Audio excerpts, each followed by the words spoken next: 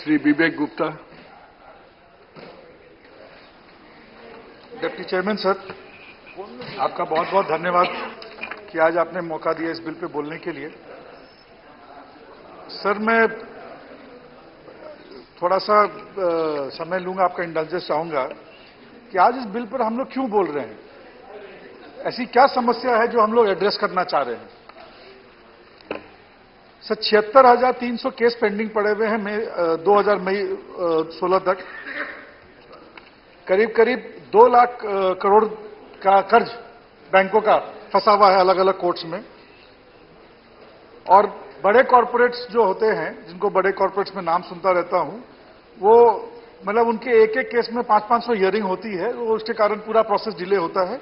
इन्हीं सब चीजों को हम लोग शायद एड्रेस करना चाह रहे हैं इन बिलों में, जो जहां तक मुझे समझ में आया।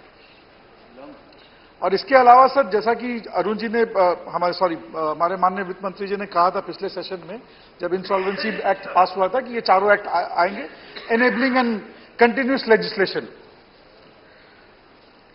और एक और प्रॉब्लम बताया गया था कि जो रिकवरी ऑफिसर जुडिशियल अथॉरिटीज में काम करते हैं, उनको ट्रेनिंग कम है। सर, मुझे समझ में नहीं आता है कि ये प्रॉब्लम्स ये थी, मगर सोल्यूशन मुझे कुछ और यहां पे दिखाया गया है। मैं चाहूंगा वित्त मंत्री जी कभी हम लोगों को भी समझा दें अपने भाषण में, जब वो करना चाहें। सर, उनका कोट पढ़ना चाहूंगा सबसे पहले शुरुआत में। The DRT will become countries first online court, quote unquote. Sir, यहां पर गांव में बिजली नहीं है, इंटरनेट नहीं है, और हम लोग खाली एक ऑनलाइन करें। सर, उन लोगों के बारे में भी सोचना चाहिए जहां जिनके पास बिजली या ऑनलाइन या इंटरनेट की सुविधा नहीं है। मुझे वो इस बिल में कहीं नहीं मिला। उन लोगों के बारे में नहीं भूल जाना चाहिए, क्योंकि डिफेंड करने वाला जो होता है वो हमेशा उसको विक्टिम कहा जाता है। हाँ, डीआरटी के लिए बोला सर, डीआरटी में जाने वाला जो है वो गरीब आदमी है, क्योंकि एक बड़ा बैंक जब एक गरीब आदमी पर अटैक करता है, इसी के लिए मैं बोलना चाह रहा हूं। वो तो बैंक के पास तो ऑनलाइन सुविधा है, डीआरटी के पास ऑनलाइन सुविधा है, बट जो विक्टिम जाएगा उसके पास ऑनलाइन तो सुविधा बाकी नहीं पॉइंट है। जो उसके है बारे में बोल लीजिए, टाइम आपका बहुत कम है। सर, दूसरा जो प्रॉब्लम आया सर यहाँ पर, कि बैंक्स की एक रिसर्च करते करते समझ में आया कि बैंक डायरेक्टली गारंटर्स पे चले जाते हैं, बोरोवर्स को छोड़ देते हैं। ये बैंक को जो ये सिलेक्टिव वो मिल रहा है, कई जगह पावर्स मिल रहा है, थोड़ा इनके बारे में सोचा जाना चाहिए सर। सर, बैंक्स का बारे में इतना ख्याल रखने, थोड़ा प्राइवेट बिजनेसेस के बारे में भी रहना चाहिए, जिनको चेक्स मिलता है बैंक से या किसी सरकारी संस्थान से, जो चेक बाउंस होता है। जो 3 करोड़ केसेस पेंडिंग है, उसमें कितने सारे चेक बाउंसिंग केसेस पेंडिंग पड़े हुए हैं, उसके बारे में कोई निवारण नहीं है।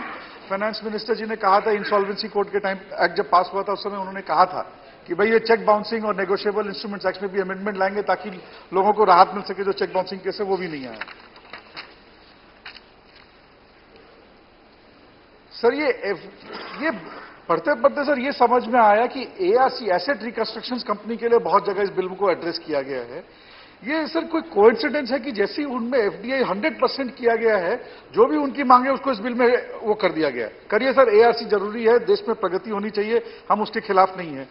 मगर सर, हम एक चीज चाहते हैं, बैंक्स का एनपीए होता है, आप इतने चिंतित हो जाते हैं।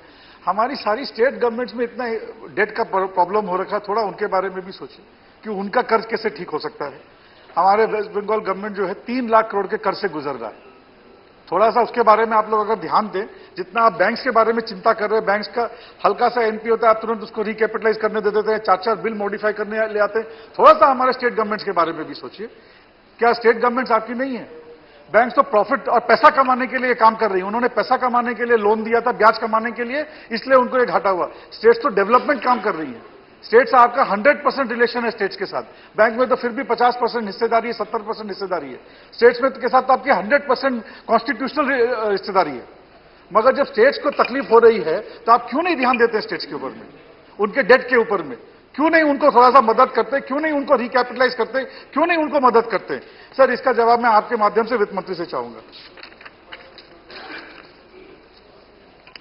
सर, स्टेट्स का सारा खर्चा डेवलपमेंट में और इस कंट्री के ग्रोथ में होता है। बैंक्स भी जो पैसा देते हैं उससे औद्योगिक ग्रोथ होती है, but states development and social growth करती हैं। इसके बारे में सोचना चाहिए। सर, एक और हमारे वित्त मंत्री जी का एक और भाषण था, एक और कोट था, यहां कोट करना चाहूंगा। कोट जो उन्होंने सदन में दिया था कुछ दिन पहले, states have to solve their own problems because of some previous problems they had. Sir, states can not solve their own problem. आप एक तरफ बात करोगे cooperative federalism, federal structure, constitution की, तो क्या सर ये हम लोग ये मान लें जेटली जी के भाषण के बाद कि ये वन वे फेडरलिज्म होने वाला है, कन्वीनियंट फेडरलिज्म और फेल्ड फेडरलिज्म? ये कौन सा फेडरलिज्म है सर? ये स्पिरिट ऑफ फेडरलिज्म में इस तरह का भाषण तो नहीं होना चाहिए कि स्टेट्स खाली अपने समस्याओं का समाधान खुद करें। अगर सेंट्रल गवर्नमेंट अगर ऐसे हाथ और पल्ला झड़ लेगी स्टेट गवर्नमेंट से, तब तो सर हो लिया federalism.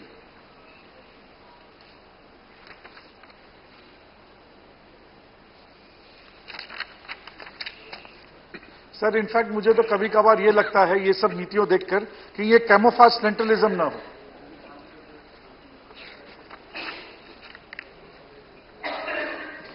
Sir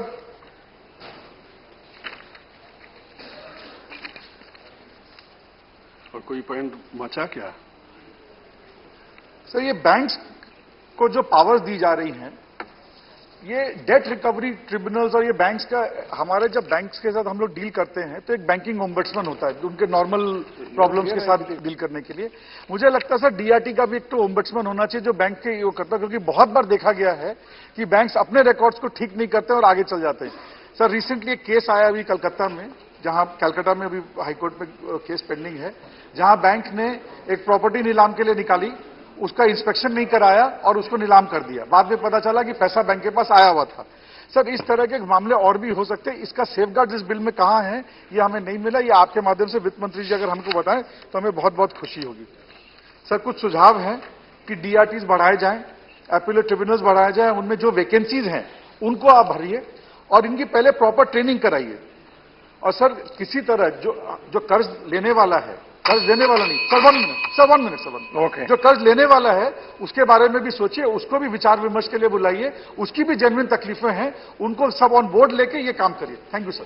thank you very much.